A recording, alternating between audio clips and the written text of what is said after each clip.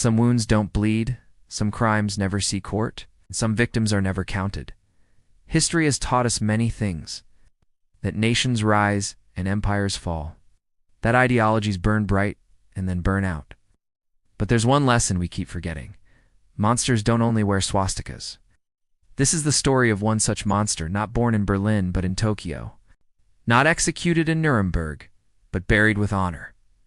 His name was Shiro Ishiya, and the hell he created in the frozen north of China remains one of the most horrific chapters in human history.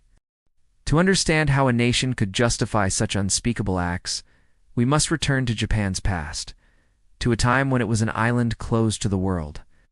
From 1603 to 1853, Japan lived in deliberate isolation. No Western religion, no foreign trade. The outside world was a threat, a poison.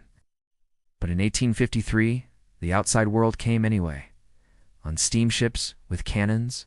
Commodore Matthew Perry's fleet didn't ask for Japan to open. It demanded it. Japan, stunned and humiliated by its technological backwardness, realized something vital: adapt or die. Within decades, Japan transformed from a feudal society into a modern empire. But modernization came with resentment. They learned Western tools but never forgot Western racism. They beat China in 1895, then Russia in 1905. But after each victory, the West shortchanged them. To the Japanese nationalists, this wasn't oversight, it was insult. By the 1930s, Japan had been consumed by its military. The emperor was divine. The army was unquestioned. The people conditioned to obey without thought. Nationalist newspapers screamed about Japan's destiny.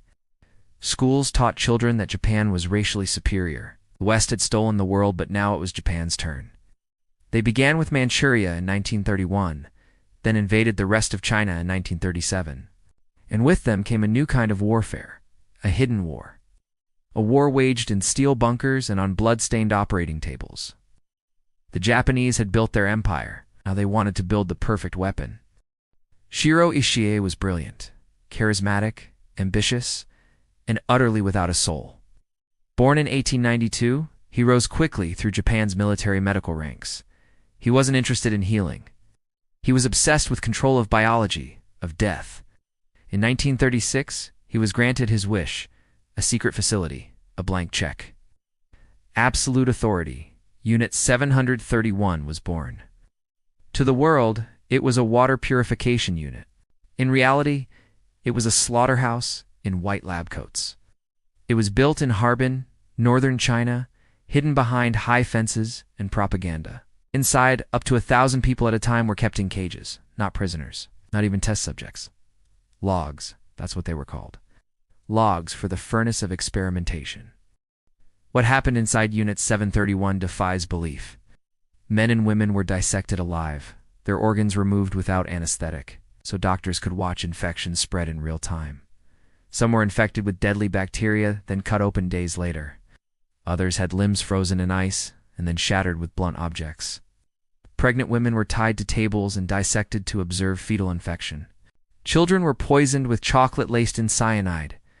Sometimes they'd reverse limbs so arms where legs should be. It wasn't for science, it was for cruelty. Thousands were exposed to bubonic plague, cholera, typhus, anthrax, syphilis. Villages were sprayed with bioagents. Bodies burned in pits. Doctors took notes as people convulsed and died in agony. Outside the camp, it wasn't better. Japanese troops raped, mutilated, and slaughtered their way across China. Nanking, 1937. Over 200,000 civilians massacred. Infants stabbed with bayonets. Pregnant women butchered. Fathers forced to rape daughters at gunpoint. The world watched, then turned away. Inside Unit 731, some of the worst acts were done under the name of science. Forced abortions, chemical burns, high-pressure chambers that made people explode, limbs removed to measure blood loss. Doctors stood behind glass, smoking cigarettes, while human bodies writhed on cold metal tables. Were there witnesses? Yes, some survivors, very few lived to tell. Former assistant recalled. They screamed until they couldn't, until there was no breath left. A few Japanese scientists broke silence decades later, haunted by what they had done, but most never spoke. Some even denied it all. When Japan surrendered in 1945, the Allies opened their files. They found Unit 731. They found the documents, the bodies, the truth. They arrested Ishii and his staff, then made a deal. The United States government granted immunity to the men of Unit 731 in exchange for their research. The logic was simple. Better we have the data than the Soviets. Shiro Ishii lived in peace until 1959. He was never charged, never tried. He died in bed. Many Unit 731 doctors became professors, pharmaceutical executives, pediatricians. Today, Unit 731 is still not taught in Japanese schools. There is no national memorial, no trials, no reparations. It's just silence. In Harbin, the ruins remain. Some locals call it the Devil's Factory. Others won't speak of it at all. But the ghosts are there, still. History is not just what we remember. It is what we choose not to forget. The story of Unit 731 is not only about Japanese fascism, it's about what happens when science serves nationalism, when government serves cruelty, and when the world, faced with horror, looks away. So ask yourself, what if the devil had a lab? Would the world stop him, or would it take notes? If you stayed with us through this difficult but vital story, thank you. These victims had no graves, no justice. But now they have something else. Witnesses. Honor them. Share this truth. Subscribe for more history others try to bury. Let your voice be the echo they were never given.